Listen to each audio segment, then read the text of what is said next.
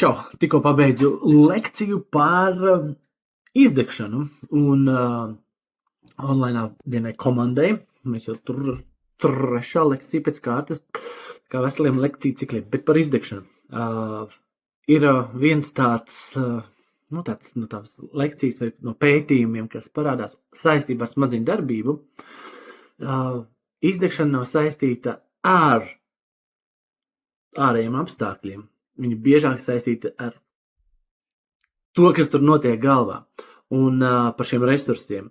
Un dažreiz atliek tikai mainīt attieksmi vai skatījumu un ir daudz vieglāk. Jo svarīgākais pie izdegšanas ir nevis izdegšana, bet spēja atjaunoties. Un cik ātri atjaunojas tavs smadzenes.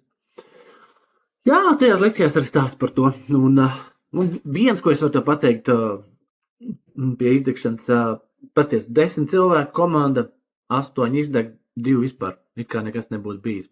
Abi vienādi apstākļi, vide, stresa, līmeņa, problēmas. Kas notiek to 2 cilvēku smadzenēs? Viņi domā savādāk. Un tāpēc skaties nākamajos video pastāstīšu, ko viņi domā, kā viņi domā. Čau!